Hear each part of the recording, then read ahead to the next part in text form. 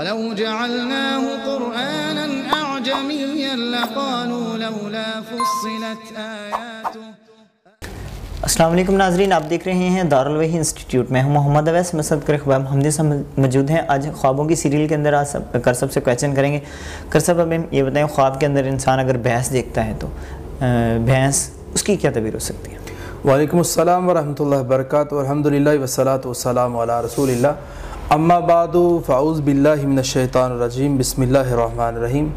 لبنا خالصا، محمد اویس صاحب جو آپ نے سوال کیا ہے وہ ہے بھینس کے متعلق، کہ خواب کے اندر انسان بھینس کو دیکھ لیتا ہے۔ بھینس بہت پیارا جانور ہے اور اس کی بہت ہی قدر و قیمت ہے، اور اس کے دودھ کی بھی بہت قدر و قیمت ہے۔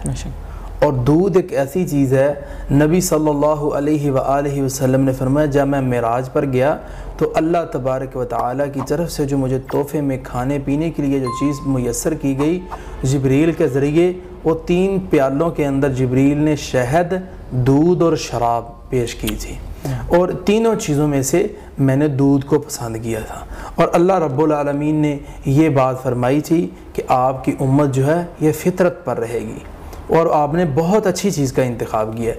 اللہ کے نبی صلی اللہ علیہ وسلم کی حدیث ہے، رسول اللہ صلی اللہ علیہ وسلم نے فرمایا اگر تمہیں دودھ پیش کیا جائے تو دودھ کا انکار نہ کیا کرو، اس لیے دودھ پینا چاہیے، یہ ہڈیوں کو مضبوط کرتا ہے۔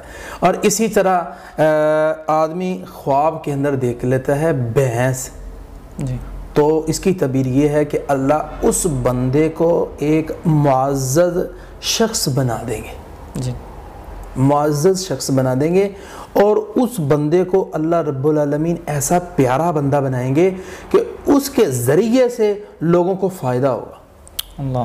آج ہی ویسا ایک آدمی نے مجھ سے یہی سوال کیا، اور اس نے کہا جی خواب کے اندر میں نے بھینس دیکھی ہے، میں بھینس کا دودھ جو نکال رہا ہوں، اور اس کی تعبیر کیا ہے؟ اس بندے کی جو باتیں تھی وہ ساری کی ساری دین کی طرف جانے والی، اچھے بندوں میں شامل ہونے والی، اچھی سوچ کا وہ آدمی تھا۔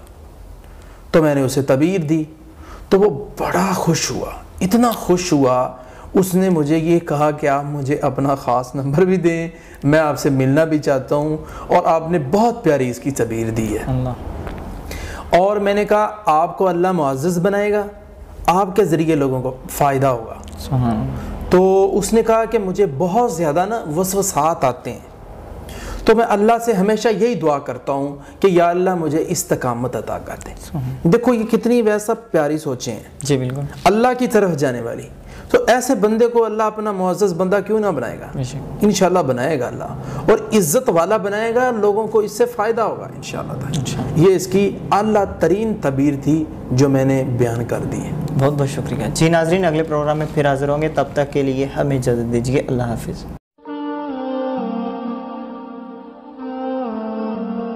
وَلَوْ جَعَلْنَاهُ قُرْآنًا أَعْجَمِيًّا لَقَالُوا لَوْلَا فُصِّلَتْ آيَاتُهُ۔